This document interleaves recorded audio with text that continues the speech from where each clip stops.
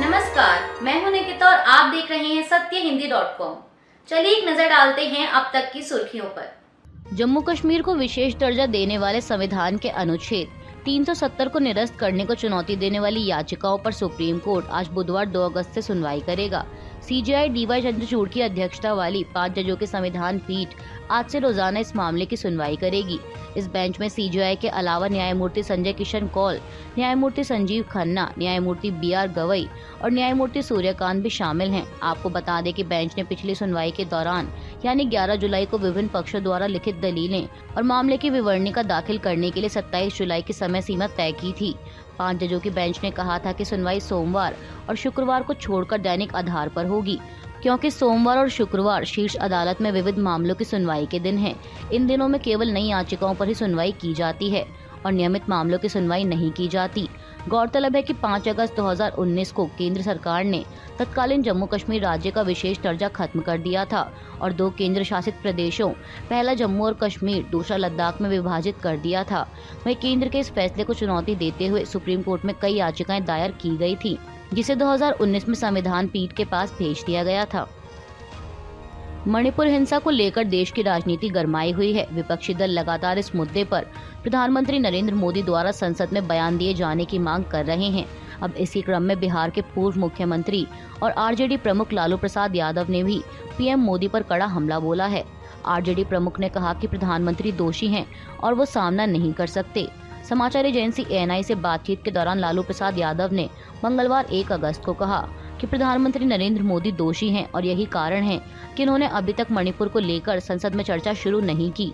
इसके अलावा आरजेडी प्रमुख से प्रधानमंत्री पर उनके पिछले तंज के बारे में सवाल किया गया, जहां उन्होंने कहा था कि 2024 में लोकसभा चुनाव हारने के बाद मोदी विदेश में बस जाएंगे। इसके जवाब में उन्होंने कहा कि वो बाहर अपनी जगह ढूंढ रहे हैं, उन्हें मार्कोस की तरह भागना होगा, उन्होंने बहुत पाप किए हैं। दरअसल पिछले रविवार को लालू प्रसाद यादव ने कहा था कि प्रधानमंत्री नरेंद्र मोदी अगले साल होने वाले लोकसभा चुनाव में हार को लेकर चिंतित हैं और विदेश में ठिकाना तलाश रहे हैं। हरियाणा के नूंह और गुरुग्राम जिले में सांप्रदायिक हिंसा के बाद माहौल तनावपूर्ण बना हुआ है। स्थिति को काबू करने और शांति व्यवस्था बनाए रखने के लिए भारी मात्रा में पुलिस फोर्स और केंद्रीय बलों की तैनाती की गई है। इस बीच खबर है कि पुलिस ने नूंह में हुई हिंसा के मामले में अब तक 22 एफआईआर दर्ज की हैं और 15 लोगों को गिरफ्तार किया गया है।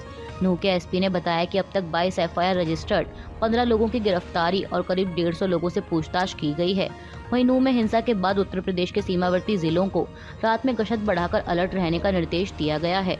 मथुरा, आगरा, फिरोजाबाद, सहारनपुर, मुजफ्फरनगर, मेरठ, बागपत, हापुड़, अलीगढ़, शामली और गौतम बुद्ध नगर पुलिस को विशेष सतर्क रहने के लिए निर्देश दिए गए हैं। इसके साथ ही राजस्थान के भरतपुर में भी पुलिस अलर्ट पर है। हरियाणा के नूंह की हिंसा की आग अब गुरुग्राम में भी पहुंच गई है। खबरों के मुताबिक कल मंगलवार 1 अगस्त को दिल्ली से सटे गुरुग्राम में भी उपद्रवियों का तांडव देखने को मिला। गुरुग्राम के बादशाहपुर में भीड़ ने रेस्टोरेंट्स और दुकानों में आग लगा दी। कल मंगलवार शाम गुरुग्राम के सेक्टर 70 में भी हिंसा की घटना हुई। सेक्टर 70 में दुकान झुग्गियों में कुछ उपद्रवियों ने आग लगा दी। आपको बता दें कि सोमवार 31 जुलाई को नूंह में एक धार्मिक जुलूस में विश्व हिंदू परिषद और मातृशक्ति दुर्गा वाहिनी की तरफ से निकाली जा रही ब्रजमंडल यात्रा के दौरान 2 गुटों में टकराव के बाद पथराव और आगजनी हुई थी। इस घटना में 4 लोगों की जान चली गई और कम से कम 30 लोग घायल हुए थे, जिसके बाद हालात को काबू करने और हिंसा प्रभावित नूंह जिले में शांति व्यवस्था बनाए रखने के लिए अधिकारियों ने मंगलवार को कर्फ्यू लगा दिया।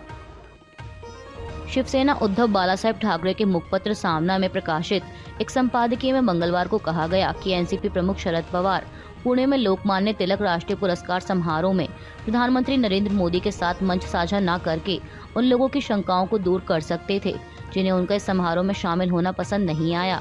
सामना में प्रकाशित इस संपादकीय में दावा किया गया है कि प्रधानमंत्री मोदी ने एनसीपी पर भ्रष्टाचार के आरोप लगाए थे और इसके बाद उन्होंने उस पार्टी को तोड़ दिया और महाराष्ट्र की राजनीति को दलदल बना दिया। पुरस्कार समारोह से पहले प्रकाशित मराठी समाचार पत्र में कहा गया कि इसके बावजूद शरद पवार मोदी का स्वागत करेंगे और यह बात कुछ लोगों को अच्छी नहीं लगी। यह पवार के लिए इस कार्यक्रम में अनुपस्थित रहकर लोगों के मन में उन्हें लेकर पैदा हो रही शंकाओं को दूर करने का अवसर था। महाराष्ट्र के पूर्व मुख्यमंत्री अशोक चौहान ने कहा कि इस तरह की चीजें भ्रम की स्थिति पैदा करती हैं और पवार को अपना रुख स्पष्ट करना चाहिए। चौहान ने कहा कि मुझे नहीं लगता कि इस तरह के सम्मेलनों में शामिल होना गलत है। लेकिन सभी प्रमुख विपक्षी दल इंडिया गठबंधन के अंतर्गत आते हैं। इस तरह की चीजें भ्रम की स्थिति पैदा करती हैं। कांग्रेस नेता ने कहा कि अगर पवार जैसे वरिष्ठ नेता अपना रुख स्पष्ट कर देते हैं तो यह बेहतर रहेगा। संपादकीय में आगे कहा गया है कि यदि शरद पवार एनसीपी में फूट डालने का विरोध करते हुए समारोह में शामिल नहीं होते तो उनके नेतृत्व एवं साहस की प्रशंसा की जाती। इसमें कहा गया है कि देश तानाशाही के खिलाफ लड़ रहा है और इस मकसद के लिए 26 विपक्षी दलों का गठबंधन इंडिया बनाया गया है। सामना में दावा किया गया कि शरद पवार इस गठबंधन के महत्वपूर्ण सेनापति हैं। पार्टी ने कहा कि शरद पवार जैसे वरिष्ठ नेता से लोगों को अलग अपेक्षाएं हैं। एनसीपी प्रमुख शरद पवार के पुणे के कार्यक्रम में पीएम मोदी के साथ मंच साझा करने को लेकर एआईएमआईएम प्रमुख असदुद्दीन ओवैसी ने शरद पवार पर ढोंग का आरोप लगाया है। ओवैसी ने ट्वीट कर लिखा कि लोकसभा में एनसीपी और अन्य विपक्षी दल मणिपुर मुद्दे पर विरोध प्रदर्शन कर रहे हैं, जबकि शरद पवार खुशी खुशी पुणे में नरेंद्र मोदी के साथ मंच साझा कर रहे हैं। ये कैसा ढोंग है। वही भाजपा खुशी खुशी बिना चर्चा के विधेयक पास करा रही है। अब ओवैसी के इस तंज पर एनसीपी ने भी पलटवार करते हुए उनकी राजनीतिक समझ पर सवाल उठाया है। एनसीपी प्रवक्ता क्लाइड क्रेस्टो ने ट्वीट किया, असदुद्दीन ओवैसी को राजनीतिक समझ की कमी दिखाने वाले बयान देने से पहले अपनी आंखें और कान खुले रखने की जरूरत है। शरद पवार साहब लोकमान्य तिलक के सम्मान में समारोह में शामिल हुए। क्या ओवैसी को तिलक जी का महत्व पता है और क्या उन्होंने कभी उन्हें कोई सम्मान दिया है? आपको बता दें कि लोकमान्य तिलक की विरासत का सम्मान करने के लिए 1983 में तिलक स्मारक मंदिर ट्रस्ट ने लोकमान्य तिलक राष्ट्रीय पुरस्कार की शुरुआत की थी। दिल्ली के अधिकारियों के ट्रांसफर और पोस्टिंग से जुड़े अध्यादेश की जगह लेने वाले विधेयक को कल मंगलवार 1 अगस्त को लोकसभा में केंद्रीय गृह राज्य मंत्री नित्यानंद राय ने पेश किया। इस दौरान केंद्रीय गृह मंत्री अमित शाह ने विपक्षी दलों पर निशाना साधते हुए कहा कि इसका विरोध राजनीति के लिए किया जा रहा है। उन्होंने कहा कि संविधान ने दिल्ली के संबंध में सदन को कोई भी कानून पारित करने की शक्ति दी है। वहीं आज बुधवार 2 अगस्त को राष्ट्रीय राजधानी दिल्ली क्षेत्र सरकार संशोधन विधेयक 2023 पर लोकसभा में चर्चा होगी। इसे लेकर बीजेपी ने पार्टी सांसदों को व्हिप जारी कर लोकसभा में मौजूद रहने को कहा है। इस बीच आंध्र प्रदेश के मुख्यमंत्री वाईएस जगनमोहन रेड्डी की वाईएसआर कांग्रेस पार्टी और ओडिशा के मुख्यमंत्री नवीन पटनायक की बीजेडी ने अपना रुख साफ कर दिया। न्यूज एजेंसी एएनआई से बात करते हुए बीजेडी के राज्यसभा सांसद सस्मित पात्रा ने कहा कि वो इसको लेकर केंद्र सरकार के समर्थन में हैं। बीजेडी ने इस संबंध में पार्टी के लोकसभा और राज्यसभा के सांसदों को व्हिप जारी कर सदन में मौजूद रहने के लिए कहा है। वहीं वाईएसआर कांग्रेस पार्टी के सांसद विजयसाई रेड्डी ने न्यूज एजेंसी एएनआई से बात करते हुए कहा कि हमारी पार्टी और नेता वाईएस जगनमोहन रेड्डी ने विधेयक का समर्थन करने का फैसला लिया है। हम सुनिश्चित करेंगे कि बिल संसद में पास हो।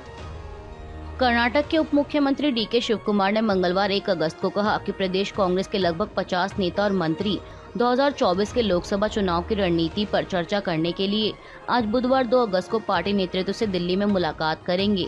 मीडिया रिपोर्ट्स के मुताबिक कांग्रेस के राष्ट्रीय अध्यक्ष मल्लिकार्जुन खड़गे, पूर्व अध्यक्ष राहुल गांधी, कांग्रेस के संगठन महासचिव केसी वेणुगोपाल और पार्टी नेता रणदीप सिंह सुरजेवाला दिल्ली में होने वाली इस बैठक में शिरकत कर सकते हैं। वहीं कर्नाटक में सत्तारूढ़ कांग्रेस में पनप रहे असंतोष के बीच पार्टी के शीर्ष नेताओं के साथ होने वाली इस बैठक को काफी महत्वपूर्ण माना जा रहा है। दरअसल पार्टी के 30 से अधिक विधायकों ने कथित तौर पर मुख्यमंत्री सिद्धरमैया और पार्टी नेतृत्व को पत्र लिखकर अपने निर्वाचन क्षेत्रों में विकास कार्यों के क्रियान्वयन न होने और कुछ मंत्रियों के कामकाज पर चिंता व्यक्त की है। वहीं इस बीच शिवकुमार ने पत्रकारों से बातचीत के दौरान कहा कि बुधवार 2 अगस्त को दिल्ली में बैठक है। मैं वहां कुछ केंद्रीय मंत्रियों से मुलाकात करूंगा। पार्टी का काम है और सरकारी काम भी है, इसलिए मैं दिल्ली जा रहा हूं।